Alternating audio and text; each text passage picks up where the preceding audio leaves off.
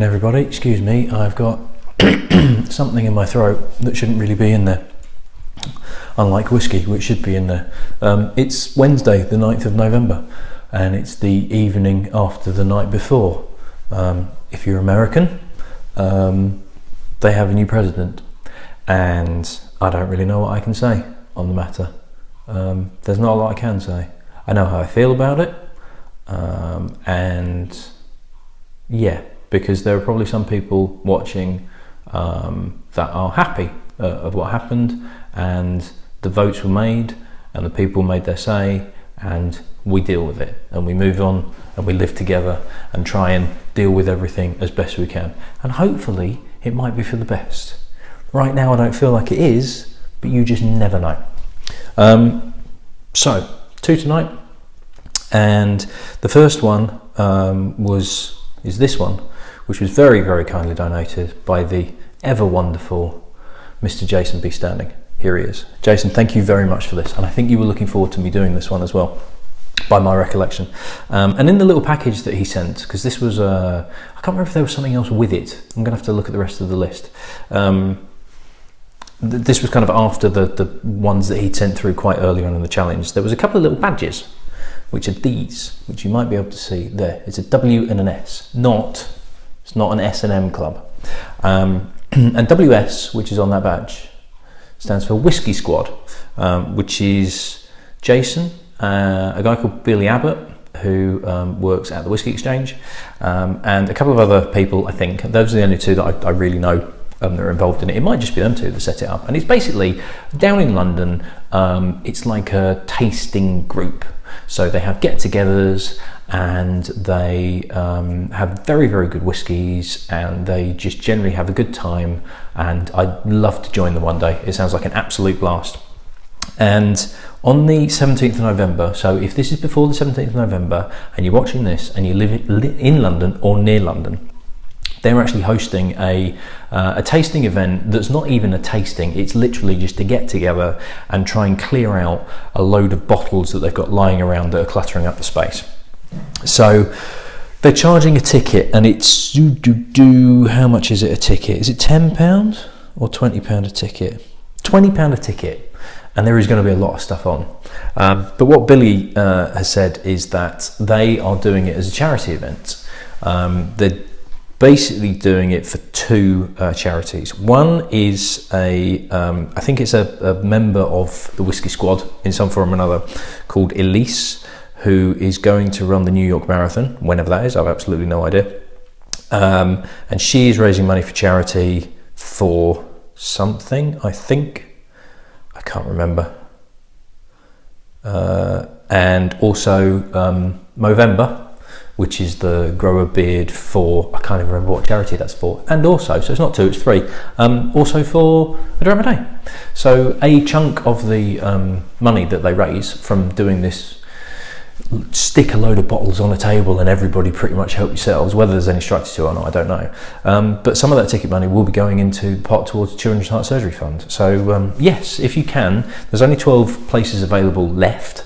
So they've sold tickets for it already. Please do join them, because Jason and Billy are a fantastic pair of people to communicate with. I've never met them in person. I really hope to at some point. Maybe in January, fingers crossed. But they're lovely, and I think you'd have an absolute whale of a time. So Dallas Dhu, which was originally called Dallas Moor is written as, but I think it's actually Dallas Dhu, as in MHOR. When it was originally built in 1898 by Alexander Edwards. Now, we've come across Alexander Edwards a couple of times already. He was involved in Altmore and Craig Ellerkey and Ben Rennes. And he was also part of a blending company called Wright and Gregg, who then bought the distillery off him by some kind of business transaction the following year, 1899, and changed the name from Dallas Dhu to Dallas Dhu. Now, Dallas is actually almost an Anglicanization, whatever, of 2 Gaelic words, Dallas, which is D-A-I space L-E-A-S. which is Gaelic for, it's either water or valley, depending on where you read. And some places say water valley almost. Now, vor is Gaelic for great or big. And Dhu, which we've come across a few times, is black. So it's gone from Great Valley or Great Water to Black Valley or Black Water. For whatever reason, it literally in the space of a year, it opened, changed its name and went to Dallas Dhu. And it's been Dallas Dhu ever since. And sometimes you'll see it as though Dallas Dhu is all one word, but not that often. So Wright and Gregg, which was this blending company that Edwards was involved in, held the distillery until 1921, when it was bought by a company called Benmore Distilleries. Now, we all need more Bens in the world, I can tell you that. Now, they owned 3 other distilleries, which are no longer around. The Benmore and Lockhead, which were actually in Campbelltown, which during this time, Campbelltown really was kind of a big hub of Scotch whisky. Now is no more. We just have the 3 distilleries, but back then there was a fair few just in that small little peninsula. And they also had the Lochindal distillery on Islay. Again, no more, long gone. So they took it in 1921, and in 1929, Distillers Company Limited took over the Benmore Distilleries Company. So it then went into the fold of DCL, but they mothballed it straight away. It wasn't any use to them until 1936, when they decided to reopen it. Now, unfortunately, in 1939, they had quite a large fire, which destroyed not all of it, but took a bit of a chunk out of the distillery, and quite a bit of it needed to be rebuilt. But 1939, things were happening. Little thing called Second World War kind of got in the way as well. So it didn't actually reopen until 1947. And it kind of trickled along. There was some expansion. They added a couple of stills. They did this, they did that. It was actually powered. It's powered before they introduced electricity in the 50s, I'm going to say, because it was quite remote. So it was only until the 50s that they got main electricity. It was powered by a big water wheel. And even when they'd introduced electricity, it was still partly powered by the water wheel even, until the sort of early to mid 1970s. But late 70s, early 80s, production started to outstrip supply. There was less demand in the market, and 82, 83, 84, 85 distilleries were going under left, right and centre. And in 1983, DCL closed Dallas Dhu Distillery. Now, it is now actually it was bought by Historic Scotland, I think, in 1992, and it is a whisky museum, and it's a whisky production museum as well. So the license to distill was returned in 1992, so it is highly unlikely that it will ever distill again. But as it is a museum of distillation, they still have all the equipment, and rumour has it, from around about like 2012, 2013, rumours started to spread that people were looking at, can we reopen Dallas Dhu? Because it's another one of these that's kind of got cult status, that people are, oh, Dallas Dhu, oh, you know, if only it was up and running again. But they have more of a chance of being able to reopen it because they already have a lot of the equipment in sight being taken care of. It's not like you need a huge investment to bring in new stills and bring in new tubs and everything like that, everything that you'd need to get the whole operation going, because they've already technically got it standing there. It's just really a case of almost like plugging everything in and connecting the pipes and you're up and running again. So we shall see. At the moment, still nothing going on, but you know, 2016 has been a pretty crazy year so far. So who's to say somebody's not going to turn around and go, oh, Dallas Dhu, do you know what? We're going to start going again. That would be a bit more positive, wouldn't it? Rather than Brexit and Trump and every decent celebrity under the sun kicking the bucket every other day. Anyway, so Dallas Dhu. So Jason, thank you very, very much for this. Now, before I drop it, this is what the bottle looks like. This is a bottling by Gordon and MacPhail. It is a 12-year-old that's bottled at 40%. I am going to not very confidently state that it's not had colouring added and it's not chill filtered. I would have thought so. I would have thought they wouldn't have done that. Now, looking at this, if you go to the Whisky Exchange, they are selling this apparently for £325 a bottle. I did find it somewhere else in a place called the Whisky Vault that were selling it for £275. But I also did find someone had just sold it for auction. I think it was earlier this year for £100. So not cheap by any stretch of the imagination, but depending on where you look, becomes more affordable. With the greatest of respect to the Whisky Exchange, I wouldn't buy it from there, particularly if you can find it at auction. But again, you're talking about the rarity. That's what's putting the price up. It's a 12-year-old at 40%. Technically nothing special compared to other distilleries, but this is a distillery that's been closed since 1983. The thing that I didn't check, so I should just check now, is the fact that obviously it shut in 1983, is when this particular one was distilled. So let's have a quick butcher's, because it should say on the top of the label. No, it doesn't. See, they've not put a sticker on it. Oh, you cheeky buggers. Damn you. Damn you. Right, let's see where it was on the Whisky Exchange and see if we can see anything on the picture. Where was it? Because what I did notice, I can't remember, it was one of the miniatures I had, I think it might have been the Colburn, where on the 70-year-old bottles, they've actually got a sticker on the top of the neck that says what year it was bottled. So this is 1980, according to this one.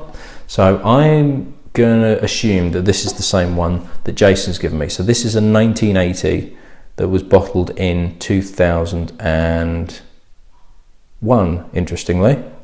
So obviously depends on what month and when. But yes, so this is not too long before they shut the distillery down. In terms of the cask, I think it's sherry cask. I don't think it's bourbon casks. Nice golden colour to it.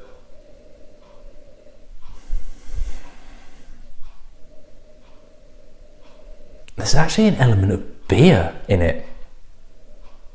Like ale. There is a beeriness in there. It's kind of soft and malty, but it's also slightly hoppy, but it's like a very rich ale.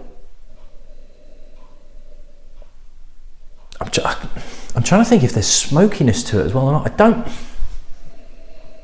There's something there, but it's not really smokiness, but it's kind of sweet. It's very, very, very subdued smoke. There is a beeriness to it, weirdly. There is like a very sweet malty hoppiness to it. Speaking of malty hoppiness and beer, you might be in for a little treat through the month of December leading up to Christmas. I'm working on a little offshoot, which might result in some more videos and hopefully raising even more money for charity by doing something slightly different. I'm just trying to figure out how much I can drink and still stay within kind of healthy levels and everything like that. But yeah, I think I'm going to do it because it's going to be fun. And it's Christmas. So yeah, there's all sorts on this nose. There really is. There's kind of like beeriness and malt and fudge and sweet and a really, really gentle smokiness. And a very, very light kind of nail varnish. And fresh mint. There's a really light touch. There's almost like a kind of fresh cut grass as well. There's bags going on that nose. That's really, really nice.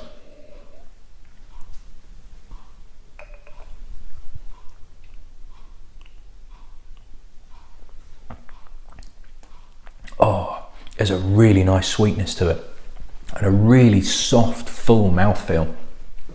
It slides around your mouth. It's got a little bit of a bite to it as well, though.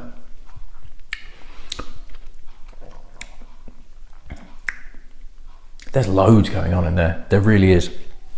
It starts off not quite syrupy, but very, very slightly sugary, as though it's a slightly watered down kind of golden syrup. There is a really good sweetness to it. It's lovely and full. It's fudgy. It's toffee. There is a slight drying character to it, and it's not smoky as such. It's just an oakiness, but it works really well. It reins all the sweetness back in, so it doesn't become too cloying and too sugary.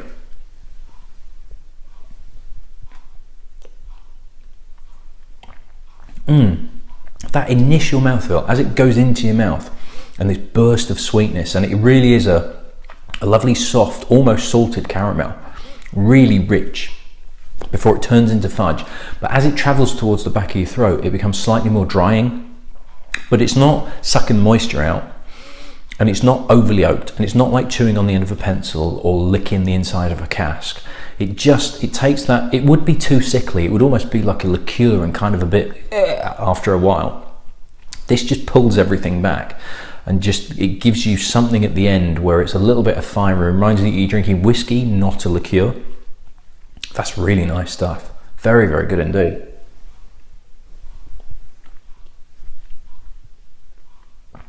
What I would say is that it's very classically whiskey.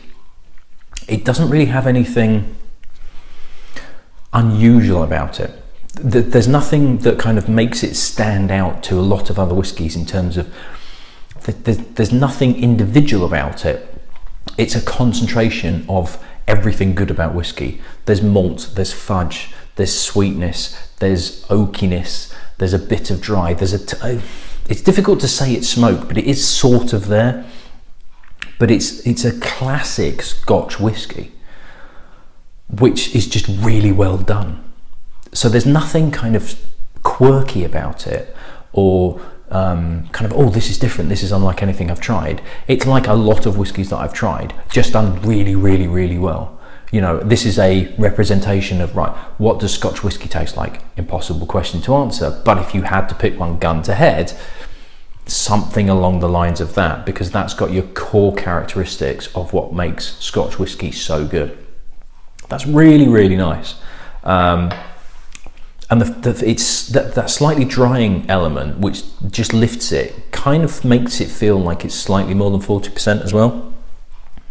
So lovely sweetness, transferring into oakiness, just great whiskey. Really is kind of autumnal, in front of a fire, warming whiskey. Nothing mind-blowingly outstanding, just really, really well made, really well made. Be interesting to see if it comes out again. I can see why people want it to come back, because it's just very, very good whiskey indeed. Like that a lot. Right, quick rinse out, and then we should crack on with another one. See you then. Cheers.